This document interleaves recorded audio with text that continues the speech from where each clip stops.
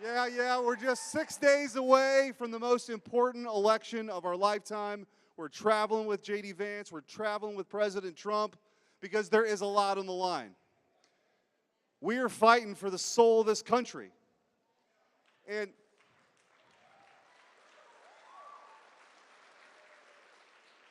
it was just 4 short years ago that we had record employment. People were making more money. We had a secure border. We had peace around the world. But when Joe Biden and Kamala Harris came into office, that all changed. 94 executive orders later that they bragged about opening up our border. We've got 15 million people here illegally. And just to show you how radical they are, President Trump had something called Operation Talon. What's that? It was an effort by law enforcement to deport previously convicted sex offenders from this country, right? What did Joe Biden do on day one? He got rid of Operation Talon. If you're here illegally and you've been a sex offender, your ass is going home.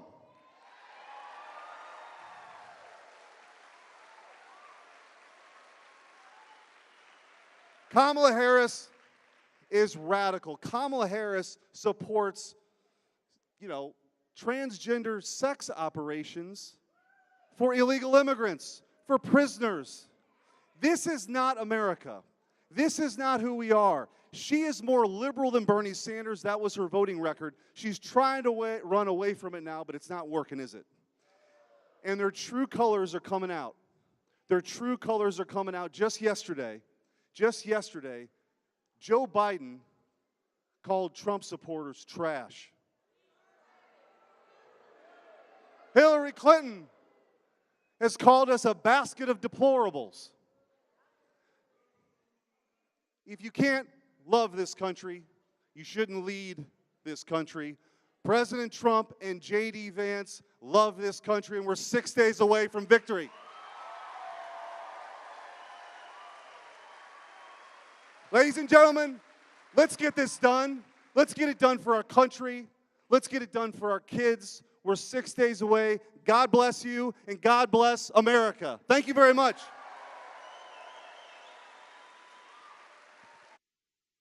Ladies and gentlemen, please welcome to the stage United States Senator Mark Wayne Mullin. Let freedom ring.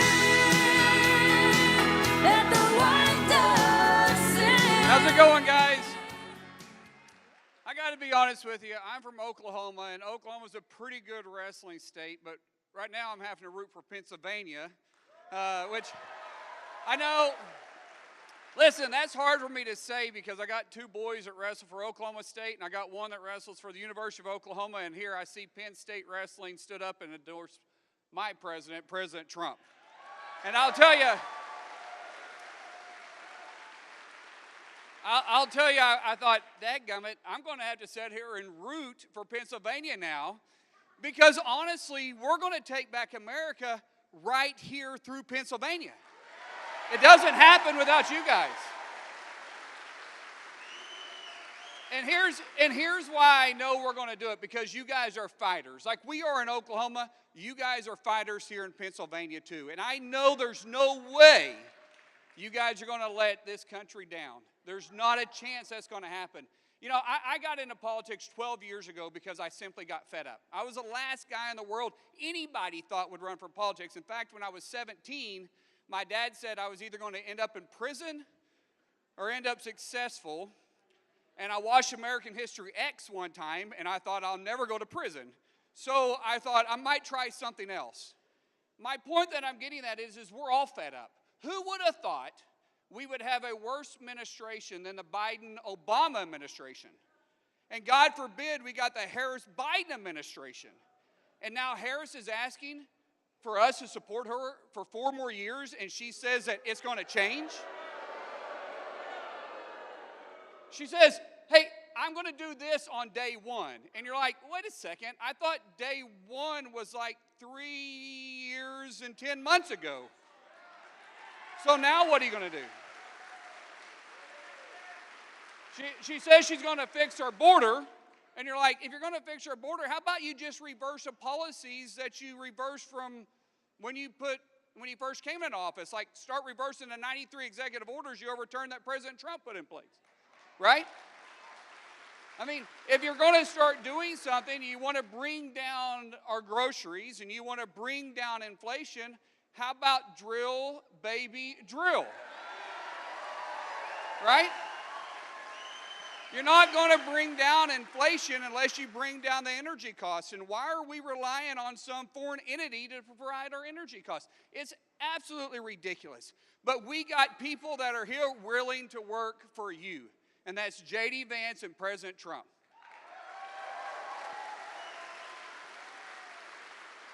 And I know you guys are here to support J.D., and so I'm not going to take up any more of your time because, guys, you're going to be thrilled by hearing my friend J.D. Vance visit with you about the vision of a Trump-Vance presidential ticket that's going to bring back America to where it should be. So, guys, thank you for being here. Thank you for taking the time. Thank you for standing up, and thank you for being in this fight with us. God bless you all.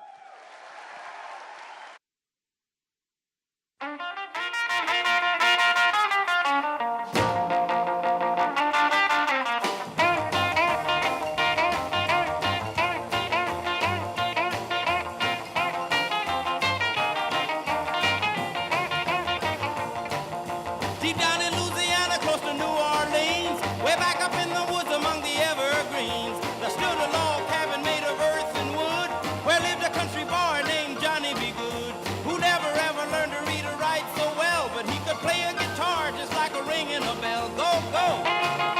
Go, Johnny, go, go! Go, Johnny, go, go! Go, Johnny, go, go! Go, Johnny, go, go! Johnny be good.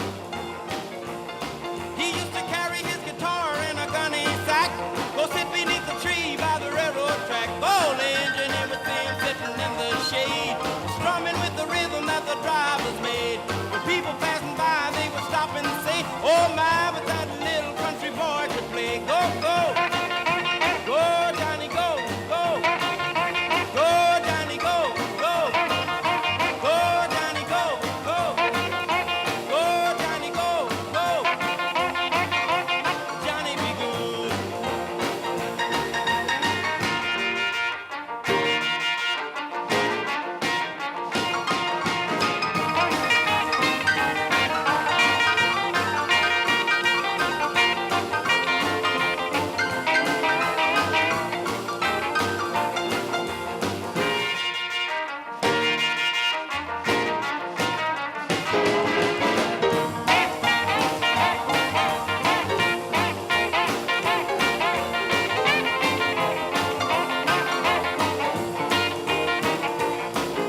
His mother told him someday you will be a man, and you will be the leader of a big old band. Many people coming from miles around to hear you play your music when the sun go down.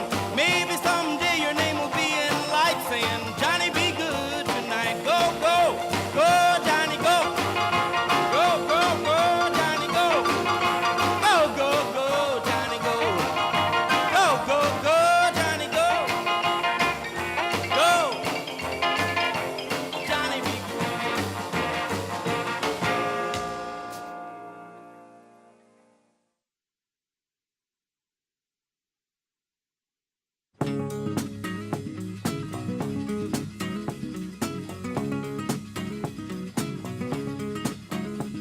Jolene, Jolene, Jolene, Jolene, I'm begging of you, please don't take my man. Jolene, Jolene, Jolene, Jolene, please don't take him just because you can. Your beauty is beyond compare, with flaming locks of auburn hair, with ivory skin and eyes of emerald green. Your smile is like a breath of spring, your voice is soft like summer rain, and I cannot compete with you, Jolene. He talks about you in his sleep, and there's nothing I can do to keep from crying when he calls your name, Jolene. And I can easily understand understand how you could easily take my man, but you don't know what he means to me, Jolene. Jolene, Jolene, Jolene.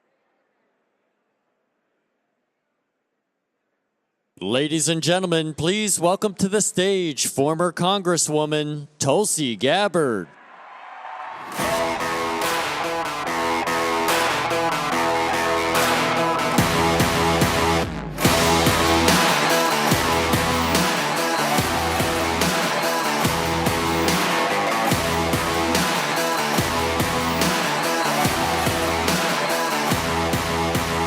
Let me back it up to the start of the climb. Thank you so much for coming out. Hey, everybody who's outside, thank you so much for joining us here tonight.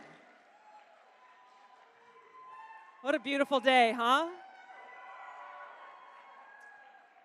How many veterans we got here tonight? All right. So, I know JD served in the Marine Corps. I'm a lieutenant colonel in the Army Reserve. So I just got to say what has to be said. The Army-Navy game's coming up. I got to say, go Army, beat Navy. All right. We'll get that one out of the way before he comes out. I know we're all here for the same reason, and I just want to thank you all so much, both for those of you who have served, but those of you who are gathered here with us tonight because we all love our country.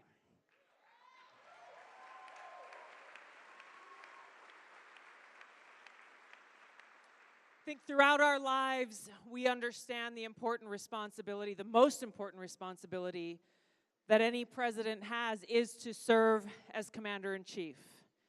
And so those of us who take that oath to support and defend the Constitution of the United States against all enemies, foreign and domestic, those of us who have been deployed to different war zones in different parts of the world as a result of the decisions made by politicians in Washington and the President and Commander-in-Chief, we really understand what's at stake. But even if you have not worn the uniform, it does not take a rocket scientist or a politician to recognize the threats that we face right now. Because of the Harris-Biden administration, we are embroiled in multiple wars in 3 different regions in the world. We're on the brink of World War III in multiple regions of the world. And according to the Bulletin of Atomic Scientists, we are closer to the brink of nuclear war today than we ever have been as a country, where because of the Harris-Biden administration's policies, we are all under threat. That is the reality that we face here. And so I'm grateful to be here today with Senator J.D. Vance, who personally understands why this is so important and why the choice that we are making as we go out and cast our votes. I just filled out my ballot this morning. For the next 5 days leading up to Election Day, who we choose matters. I don't know about you, but I about fell out of my seat when I saw Kamala Harris look directly into that camera during the presidential debate, standing next to President Trump, saying with great confidence and conviction that for the first time in a century, not a single active duty service member was deployed into a combat zone anywhere in the world.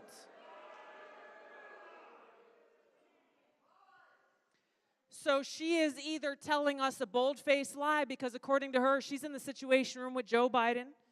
She is the last person in the room before he makes any major decision on domestic or foreign policy. Oh my God is right. Or she just has no clue that there are tens of thousands of our brothers and sisters in uniform, some of who I know personally, who as we gather here tonight in Bedford are deployed into harm's way, putting their lives on the line because of the decisions and failures of this administration. This is personal. This is personal for those of us who've served and those of us who love our country and who cherish peace and freedom. We cannot allow someone who is either lying to us or who has no idea and so little care for those who are laying their lives down for our country to get anywhere near the Oval Office.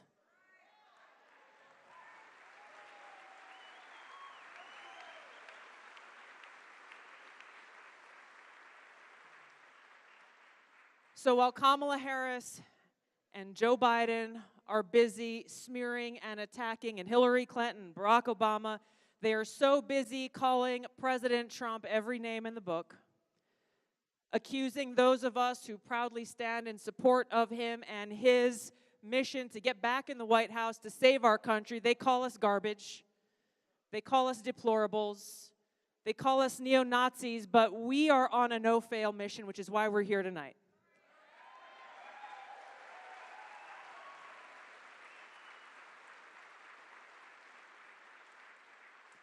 They're resorting to the worst kinds of smears and attacks because they have nothing else to resort to.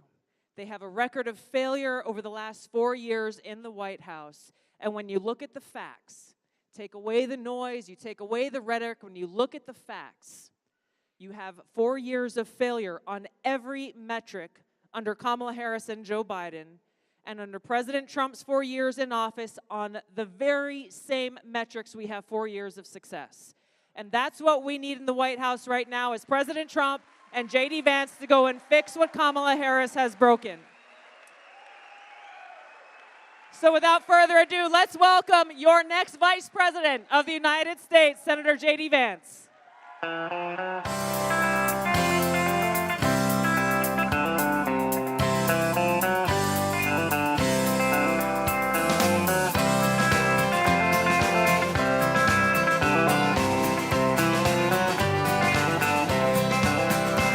Why don't we liberate these United States? We're the ones who need it worst.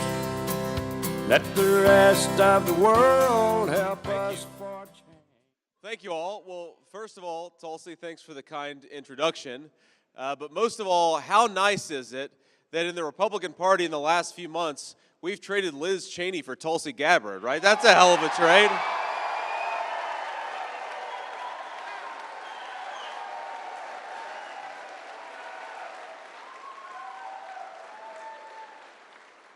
But look, we're thrilled to be here. I'm thrilled to be in Pennsylvania. We actually recorded an episode of Joe Rogan this morning, so we started out in Austin, Texas, and we're closing out. How long was it, JD? How long were you in Rogan's Almost studio? 4 hours. Almost 4 hours. So, I've officially done more interview time than Kamala Harris has the entire campaign just today. So, we're. Look, driving in here, the beautiful Appalachian Mountains, I love being here. I love this part of our country. I love this part of the Commonwealth of Pennsylvania. And in 6 short days, we're going to win, my friends, and make Donald J. Trump the next president. So,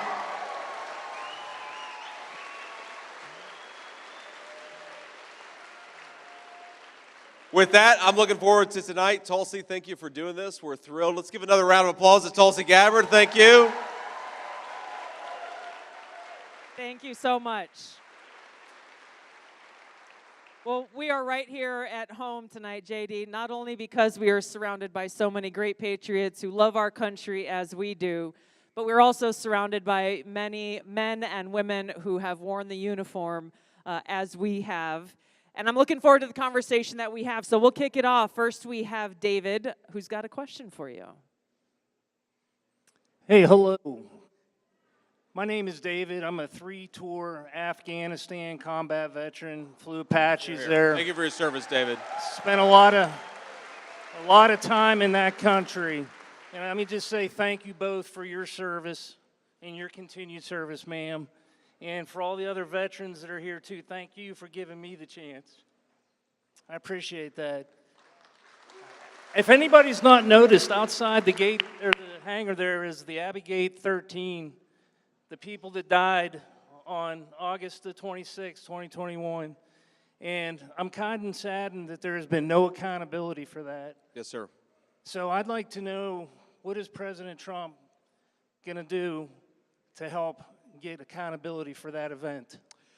David, I appreciate the question, and it's an important one, and thank you for your service, but most importantly, thanks to everybody, including David, for their service in this room.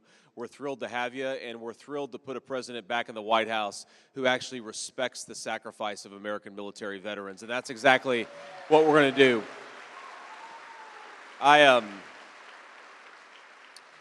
You know, David, like President Trump, I've spent a lot of time with the families of the 13 brave Americans who died at Abbey Gate.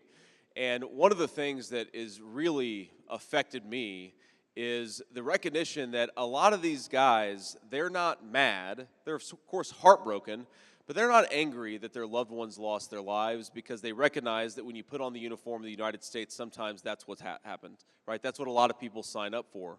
What they're really angry about is the fact that their loved ones died and there's been no accountability for the disaster that led to their death in the first place. That's what pisses them off. They're heartbroken to have lost their kids, but they're angry that no one has paid any price for the fact that those kids died because our leadership failed to do its job. I mean, think about this. You get out of Afghanistan, and I think it was the right decision to get out of Afghanistan eventually, but you don't close down the airport before you get out. We basically turned brave Americans into TSA agents in the most dangerous, terrorism-infested area of the entire world. And frankly, we may have been lucky that only 13 Americans died. It could have been much, much higher given the chaos of the situation that was going on the ground. And not one person, not a single general, not a single Pentagon bureaucrat, not a single person who controlled how that withdrawal was conducted has faced any consequences. But I believe that the first person that we are going to fire, and there's going to be more after that, but the first person we get to fire who had a role in Abbey Gate, her name is Kamala Harris, and we're going to fire her in 6 days.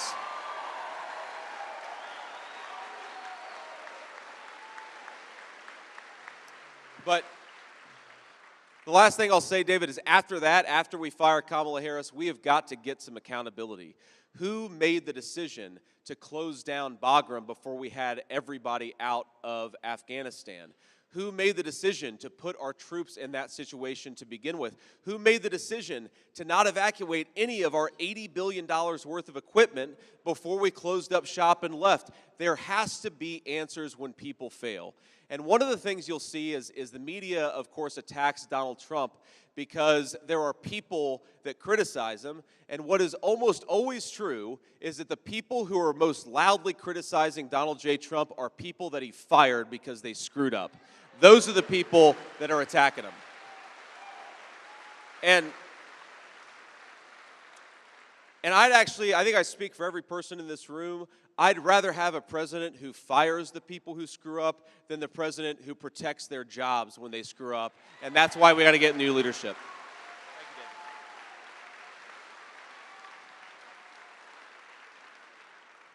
David. I think that's something that President Trump understands very clearly, is that when you are a leader of any organization, you're responsible for what happens under your leadership.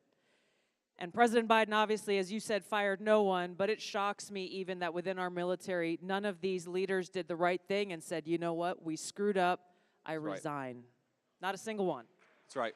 It's a very good point. All right, next we've got a question coming from Ron. Here we go. Hi, Senator, Congresswoman, thanks for being with us today. Appreciate it. I'm Ron, retired from the Air Force after 30 years. My Air Force. I can say who. My question regards Armed Forces recruiting and retention. Services are having difficulty making goals just now. Went through the COVID era with a mandated vaccine. We know DOD discharged thousands of troops for refusal to take that vaccine. And we have a lot of young people today who are just frankly unfit to begin military service. And I know you've got a Make America Healthy plan. Could you talk a little about that and how that can address some of these issues? Yeah, well, Ron, I'm happy to take a first stab at that question, and then Tulsi, I'd love to hear your thoughts too, because of course, I think Tulsi understands as well as anybody why the military might be having recruitment challenges in the 21st century. And I think there are a couple of things going on, Ron. Is number one, you hit the nail on the head. Why were we firing brave, young, and healthy Marines, soldiers, sailors, and airmen because they wouldn't take the COVID shot. We should let people make these decisions themselves, not throw them out of the military because of it.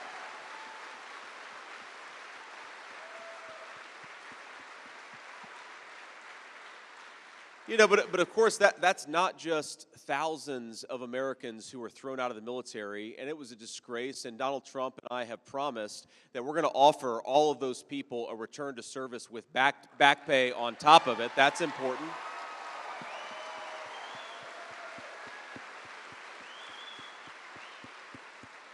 But Ron, think about the effect that has on morale. What does it do when you fire people for simply exercising their own judgment about what they want to put into their own body? What does that say to the next generation of soldiers, sailors, airmen, and Marines? What does it say to their family members? Because we know, I mean, in my family, my grandma, my mamaw, had 6 grandchildren. 3 of us enlisted in the United States Marine Corps out of high school. Very often, military service is a family affair. So what we did, I think, was a massive slap in the face to our troops, but it also really, really hurt morale.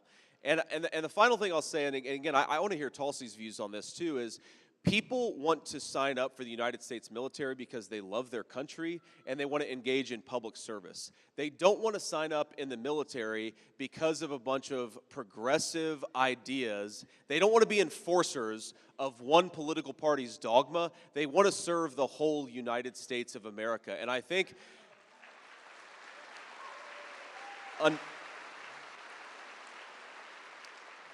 unfortunately, whether it's DEI training or, you know, you have our State Department funding progressive politics in foreign countries, like why do your tax dollars need to be funneled through the State Department to do like trans pride parades in the Czech Republic? Like, what does that have to do with the America's national interest? If you, even if you agree with that, and I imagine none of us do, but even if you agree with it, that has nothing to do with America's national interest, so why are our taxpayers funding that stuff? But when you do that, it makes people not want to serve their country because they're worried they're not serving the whole United States of America, they're serving Kamala Harris's radical agenda, and that's going to stop the minute Donald J. Trump becomes president.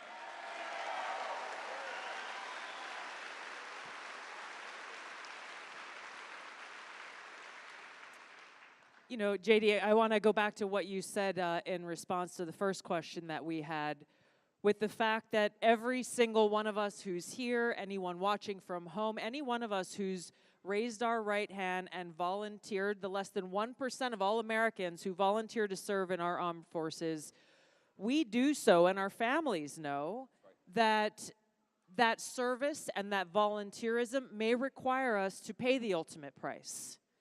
And we do so willingly because of love for our country and our commitment to defending the safety, security, and freedom of the American people. What we don't sign up for is to be used as cannon fodder by politicians who are trying to fund the military-industrial complex or make themselves look tough.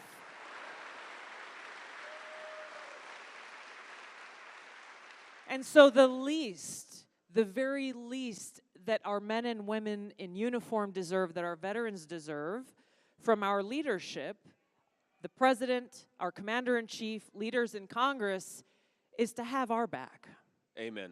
And so when Absolutely you talk right. about make America healthy again, too often, and we all got stories, but too often, you know, they make investments, say, okay, you walk in basic training. I enlisted, went to basic training at Fort Jackson, and you know, you go through that training, you know, you serve in the Air Force. They invest in turning civilians into warriors.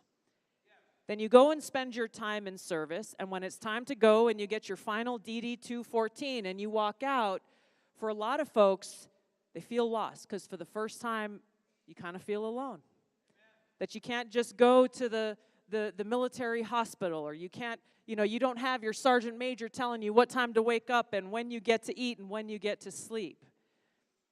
And so when we look at the Veterans Affairs Department, for example, when we have our brothers and sisters who are struggling, who've gone and fought in war zones and have come home and are struggling with those internal battles, too many of them are feeling like their only choice is to take their own lives to end their pain. that means our leaders have failed our brothers and sisters. Why is it, even at that point, they are still not able to get the care that they need? I've had friends who've gone into the VA at that moment where they felt like they had no other option. They were ready to take their own lives. They either couldn't get an appointment, or when they did walk in, they were handed a bag full of drugs. Yep. A bag full of drugs that made their problems worse, not better, and that didn't actually deal with the real challenges they were facing.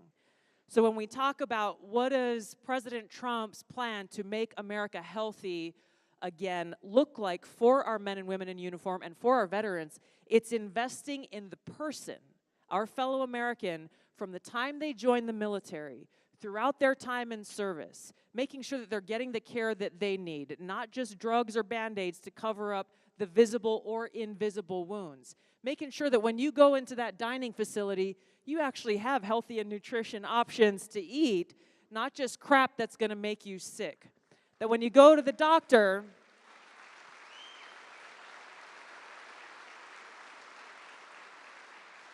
they're not just going to give you pills to cover up whatever pain you are experiencing.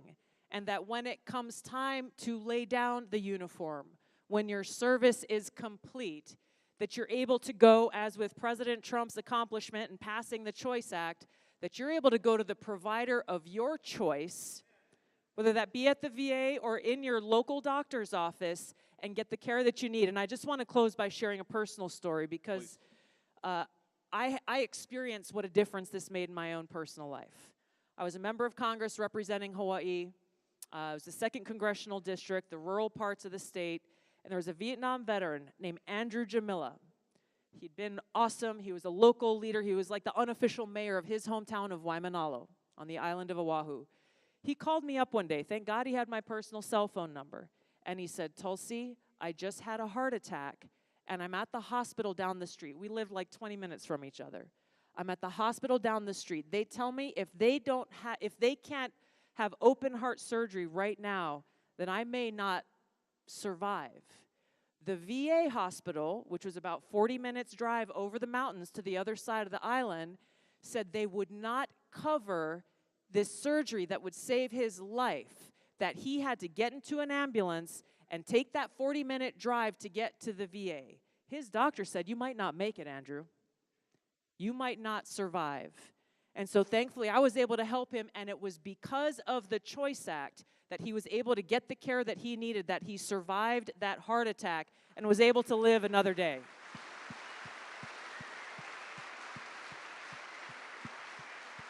It's awesome.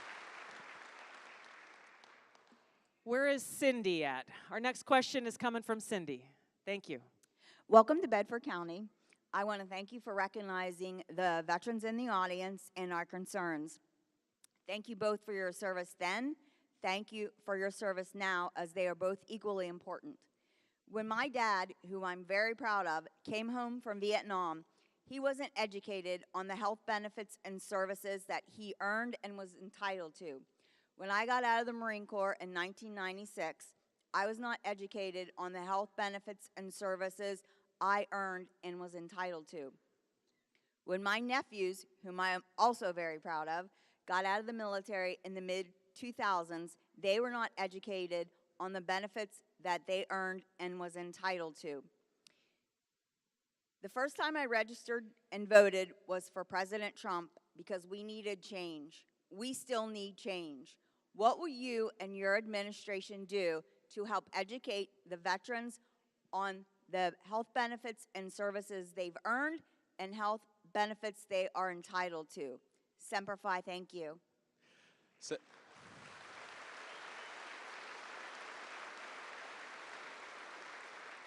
Well, Cindy, Semper Fi, and thank you for the question, and thank you for your, not just your service, but your whole family's service. That's an amazing testament to the American tradition of military service. But I actually have a somewhat similar story, though luckily it didn't have the same personal consequence for me. You know, when I got out of the Marine Corps in 2007, I went straight to Ohio State University. Don't hold it against me. I know we're in Pennsylvania. And, you know, I signed up for a student health plan, and it was a lot of money. right? And I didn't have anybody helping me out. I was on Pell Grants, and, you know, things were pretty tight because I was, you know, I didn't come from a family of means. I didn't come from a family of money. And I had no idea that because of a law that had been passed while I was in the Marine Corps, that I could get free health care through the VA. I think it was for 5 years after I got out of the United States Marine Corps, and I had no idea. And so I spent hundreds of dollars on health insurance premiums until somebody kind of just said, hey, why don't you go to the VA and get health care service? And I said, I don't think I'm allowed to. And they said, I know that you are. And that's what changed that for me and saved me probably thousands of dollars of health care expenses over the next few years. And I think that what we have to do is the Veterans Administration needs to cooperate with Department of Defense and make sure that whether it's the last month or the last week, when folks are getting out of active military service, they need to be educated about what the services that are available so they can take advantage of what they're owed by their own government. That's got to change.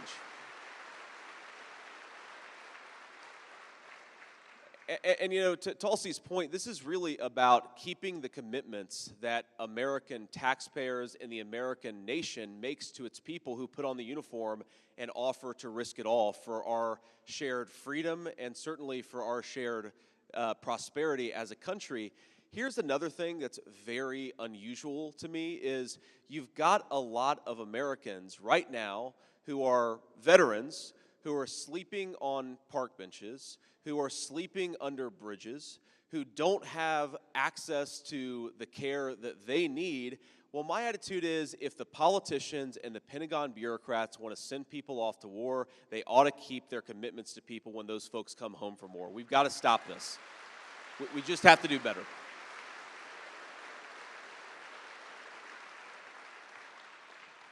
What you just said, JD, I think is so central to the changes that we need to make in a very simple thing of making it so that the DoD and the VA work together. That's right. A lot of people, those of us who have gone through this know, but the fact that you spend your time in service, and whether you've deployed or not, you've got a probably pretty thick medical record.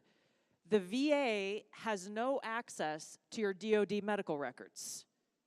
No access. So you got to go and bring pieces of paper, and they got to literally scan those pieces of paper into a different database. When I first got to Congress, I asked why. Like, that's crazy. That doesn't make sense. I asked for a printout of every single veteran in my district so that I could help inform them of the services that were available to them. They literally printed out on an old dot matrix printer, you remember the holes on the edges with the perforated lines, and gave me this huge stack. But the reason why they said that the two systems don't talk to each other was because of some government contract that someone signed. Wow. President Trump's a problem solver. I guarantee you he'll find a way to solve this problem. That's exactly right.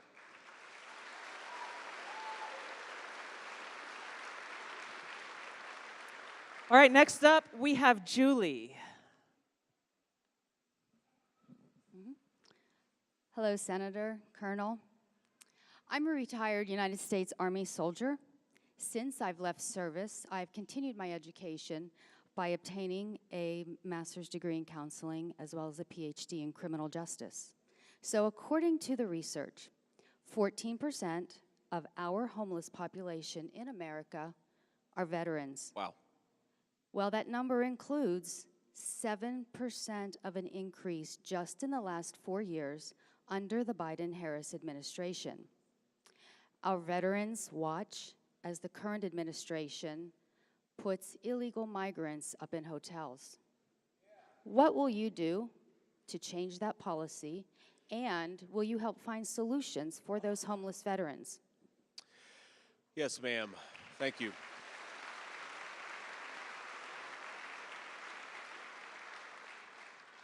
Well, thank you, Julie. And here's a basic principle that I think that we could do on practically day one of the Trump administration.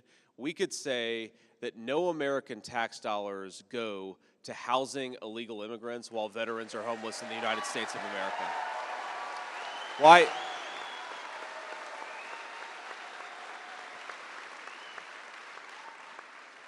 Again, to me, this is about duties and obligations, right? Veterans understand duties and obligations as well as anybody. We make a sacred compact between our nation's veterans. We say we're going to send you off to places, sometimes places, to Tulsi's point, that you never should have been sent to in the first place. But when you come home, there are certain obligations we're going to meet. And God forbid, if you don't come home, we're going to meet those obligations to your family.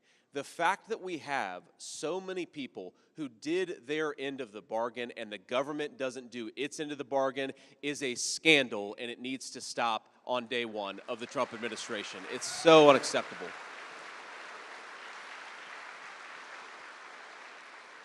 But, you know, Julie, your point drives home a related point here, which is that, or your question drives home a related point, which is that veterans are very much members of the community, and veterans are affected by the same policies and the same problems that everybody else is, right? Sometimes they're affected more significantly, sometimes a little less significantly, but why do we have 14% of our homeless population who are veterans, and why have we seen such a significant increase? Because housing has gotten totally unaffordable over the last 4 years. There is a direct connection between increased housing costs and increased homelessness. I believe in the state of Pennsylvania, housing costs have increased by about 40% just since Kamala Harris became the Vice President of the United States. So if we want to fix the veterans' homelessness problem, let's make housing more affordable for all America's citizens, and let's do it starting immediately. And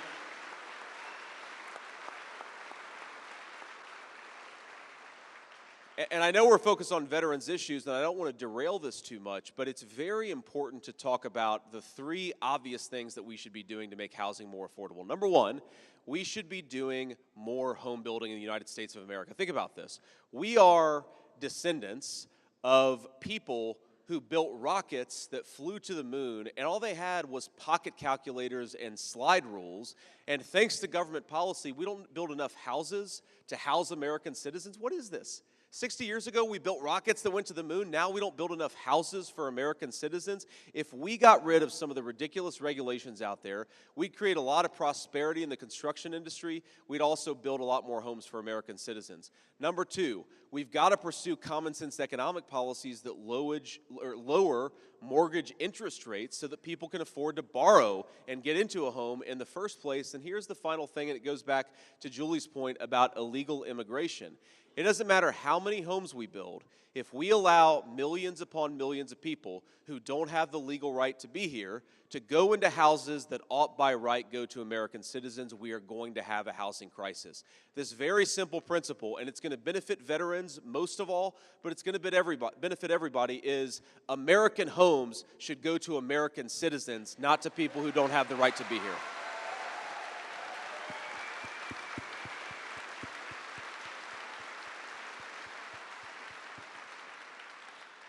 All right, our next question is going to come from Jesse.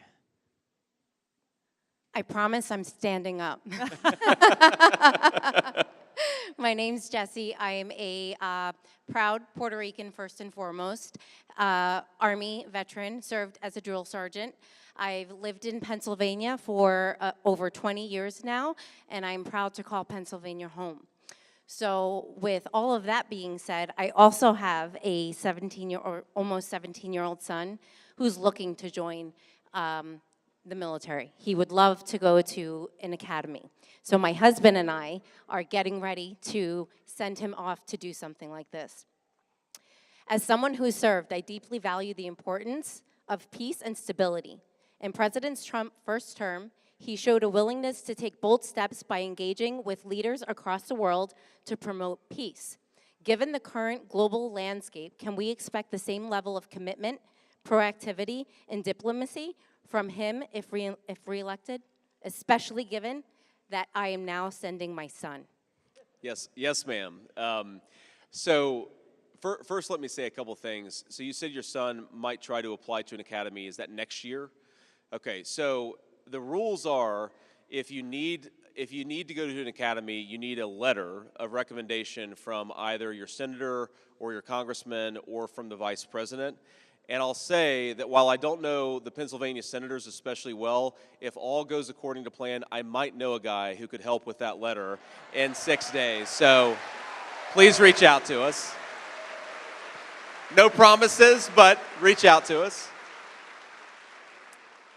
But I'm so thrilled to hear about your background because I'm actually going to see him tomorrow at an event that we're doing in North Carolina. One of my best buddies in the Marine Corps was a Puerto Rican guy who grew up in the Bronx. You grew up in the Bronx too? Oh, that's awesome. Well, he grew up in just incredibly tough circumstances. I mean, he grew up in a very, very poor family. He was the best Marine that I ever served with. He's just a great, great guy, and I'm going to see him tomorrow. I'm very excited about it. But to answer your question, we are absolutely going to engage in robust diplomacy, robust statecraft. And one of the things I love about Donald J. Trump is, yes, sometimes there are problems in the world that require a military response. Sometimes there are problems in the world that require smart diplomacy, and you've got to use both if you want to solve the American people's problems overseas. You can't just send everybody off to war. That doesn't keep our trust with our veterans, and it sure as hell doesn't honor our commitment to the people who put on the uniform if we send them to be the policemen of the world instead of honoring their service and honoring their sacrifice by treating it as the precious resource that it is. So yes, we will absolutely be very careful about how we engage in foreign diplomacy.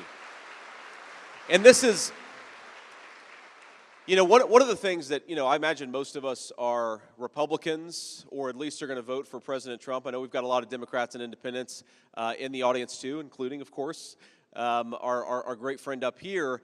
And, one of the things that my fellow Republicans will say about Donald Trump's foreign policy is that it was strong, that weakness invites aggression. And that's right. I do think that Kamala Harris's weakness has invited aggression, but I actually think that's only half of the equation, because Donald Trump's foreign policy wasn't just strong, it was also smart.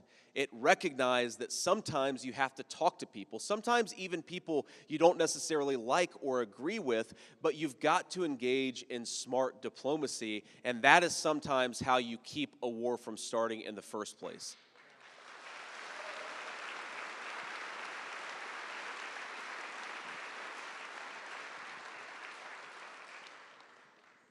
I was a Democrat serving in Congress when President Trump was elected. Yep. And one of the things that he did very early on in his term of office was really, really important to the people of Hawaii, my home state. As you know, we're the most remote island chain in the world. We are very well within North Korea's proximity of their intercontinental ballistic missiles. At that time, they were still developing their nuclear capability. They are much farther along today than they were back then. But we had a missile scare where we thought early one morning on a Saturday in 2017, every single cell phone went off with an alert that said ballistic missile incoming to Hawaii. You remember this? I remember this. This was a big news story at the time. It was massive for residents and tourists alike. People sitting on the beach in Waikiki watching the sunrise, and their phone goes off and it says ballistic missile incoming to Hawaii. Seek shelter immediately. This is not a test. And it's you can't really imagine what that is like until you experience it. They were just trying to prepare you in case Kamala Harris became president. That's what's going to happen if that nightmare ever becomes real. But we went through. I mean, people sitting on the beach. They're like, where do I go to find shelter? That where here, as if we got that alert tonight, where would we go to find shelter? If we got an alert that Putin was launching a nuclear weapon, where would we go? There is no shelter to be found. And it was a huge wake-up call to realize that fact and that reality. And so when President Trump chose to go and meet with Kim Jong-un, the first president ever to step into North Korea at the DMZ, as a Democrat in Congress, I was loud and proud to say this is the kind of leadership that we need, because President Obama, in the previous 4 years, I had been urging them. I was on the Foreign Affairs Committee, the Armed Services Committee, urging them to do this, de-escalate tensions, try to denuclearize the Korean Peninsula. President Obama refused to do it because he said he didn't want to reward Kim Jong-un with a meeting. So, JD, I'm just wondering if you can talk about how, there are critics of President Trump who say that his foreign policy is isolationist. Yep. Talk about and tell us why they're wrong. Well, they're wrong in part because of exactly what you just said. You know, it's funny, the people who have been wrong about every foreign policy disaster for the last 30 years are the very same people who say that it's terrible to engage in diplomacy. And it's interesting that they were wrong about, remember how they said that Iraq had weapons of mass destruction, and remember how they said that it was going to be really easy to turn Iraq into a, American-style democracy, and they said it was going to be really easy to turn Afghanistan into a Western liberal society, and of course, that became a 20-year quagmire. My attitude is, after 20 years of being wrong about everything, why don't these people at least acquire some humility and shut up and stop trying to tell us what to do with the foreign policy in the United States of America? And, the idea that somehow showing up in North Korea and having a conversation is going to reward somebody. What we should be doing is actually having conversations with people and trying to de-escalate situations before they become massive military conflicts. And again, this goes back to the strong versus smart distinction and why both are important. You need both in an American leader. Remember how they all accused, and I've been accused of this, Tulsi's been accused of this, of course President Trump has been accused of being in bed, of colluding with Russia, and yet when George W. Bush was president, Russia invaded a sovereign country. And when Barack Obama was president, Russia invaded a sovereign country. And when Joe Biden was president, Russia invaded a sovereign country. Who was the one guy who prevented the Russians from invading a sovereign country? It was Donald J. Trump. And they never talk about that.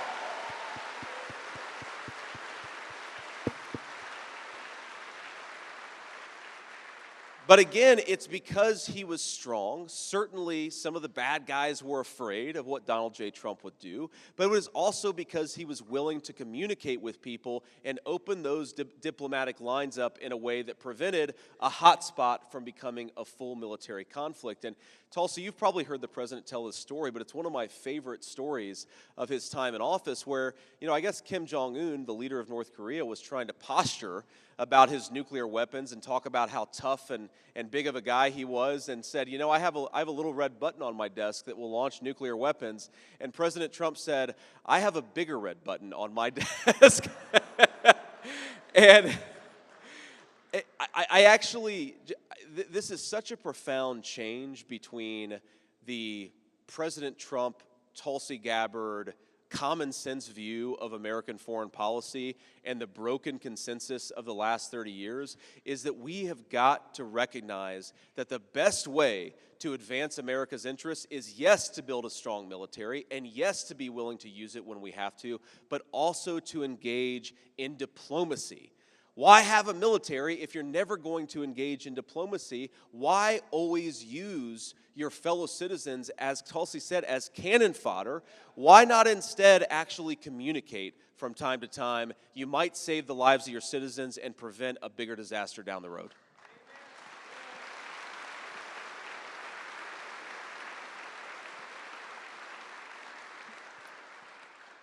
That really, for me, was one of the major driving reasons why I chose to endorse President Trump. David, I'm glad you brought up the 13 who were killed at Abbey Gate.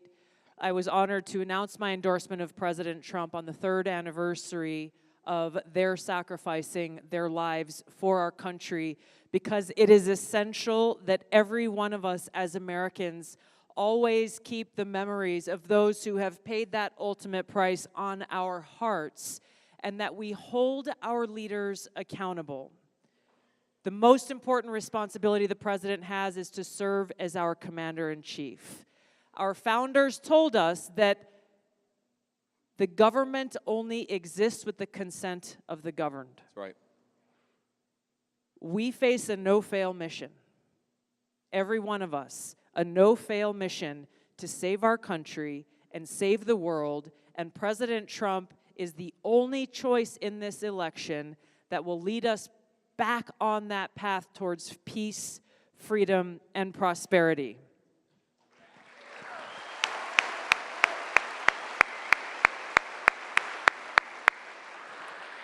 Now, before I hand it over to JD, I just want to say that when I heard the rumor mill spurring, you hadn't been announced yet, but I heard the rumor mill spurring that President Trump was going to announce that you were his pick for vice president.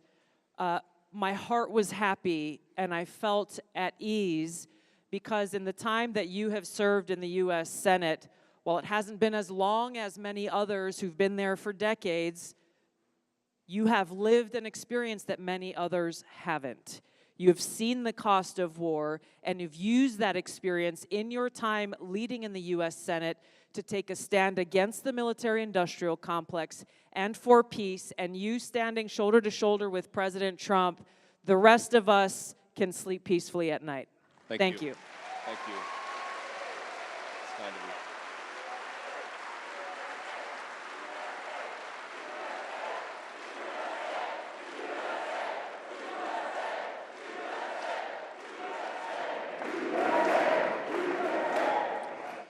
So, thank you, Tulsi. That was very kind of you to say, and most importantly, it's very kind of you to go around the country and convince people to elect Donald J. Trump the next president of the United States, and we couldn't do this without you. Thank you. You know, I always try to encourage folks to remember why we're fighting, because it's not red team versus blue team. There are a lot of Democrats, a lot of independents who are going to support this ticket, and of course we're proud to have their support. It's not even just to beat Kamala Harris, as much as I'll probably enjoy beating Kamala Harris more than any person in this room. Trust me about that.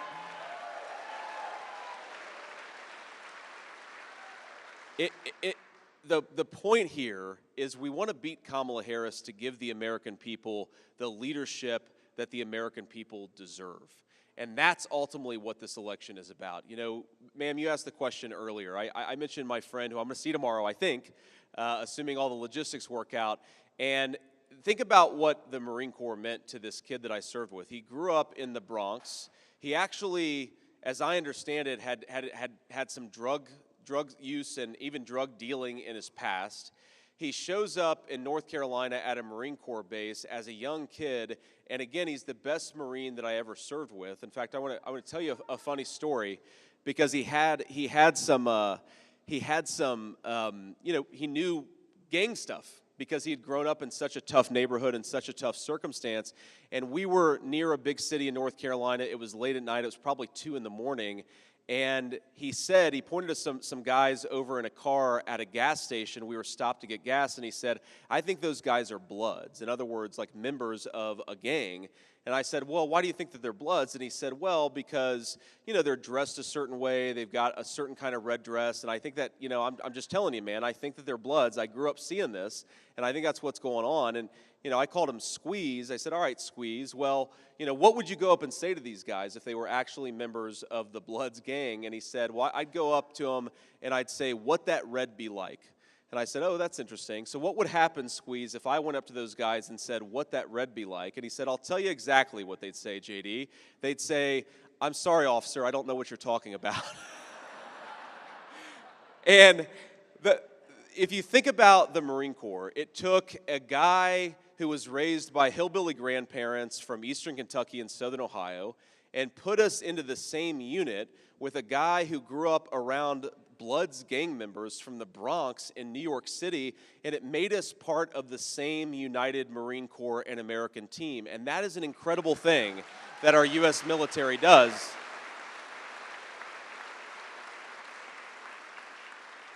But we've got to ask ourselves, is it going to keep doing that? Is the military going to serve that same important function? As Tulsi said, it takes civilians and turns them into warriors. It also takes people from every walk of life and makes them part of the same team. The former Marine Corps Commandant, General Charles Krulak, said the most important thing that the military does is it wins battles, but it also turns our young people into really proud servants of the United States of America. Is that still going to happen? Is it still going to have that same function for the United States of America if we put Kamala Harris into the Oval Office? I think the answer is no. So what we're up against and what we're fighting for is to preserve the most important and proudest traditions of the United States military to ensure that our veterans get access to the benefits that they were promised. And the only way that is going to happen is if we fix the broken leadership in Washington, D.C., and give the American people a president that we can all be proud of.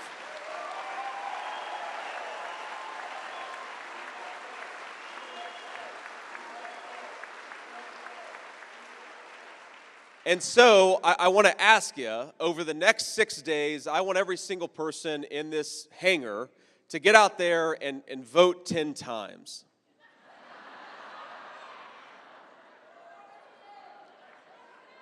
The legal way. The legal way. The legal way you get out there and vote 10 times is you take yourself to the polls and you get 9 of your friends and family to join you.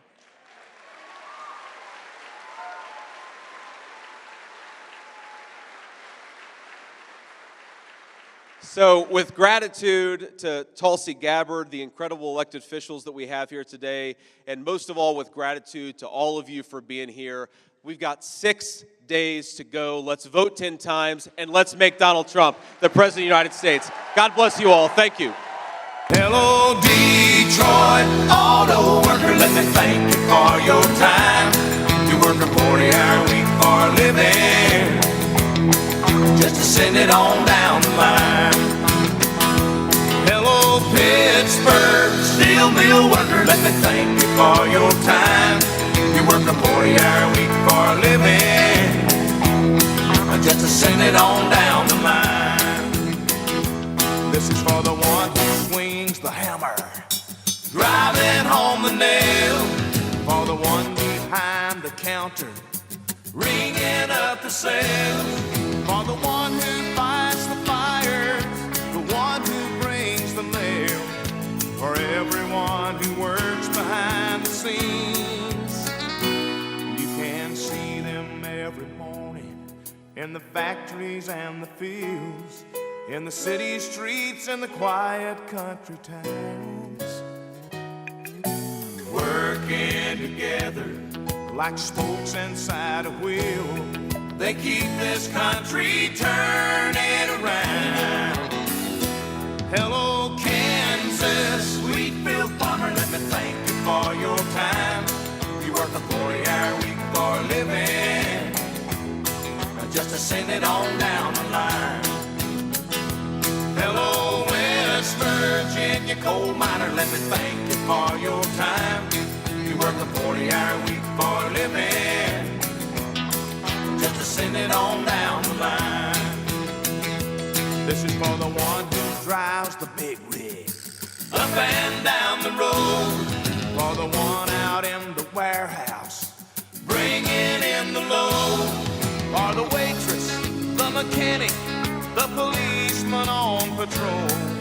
For everyone who works behind the scenes, with a spirit you can't replace with no machine.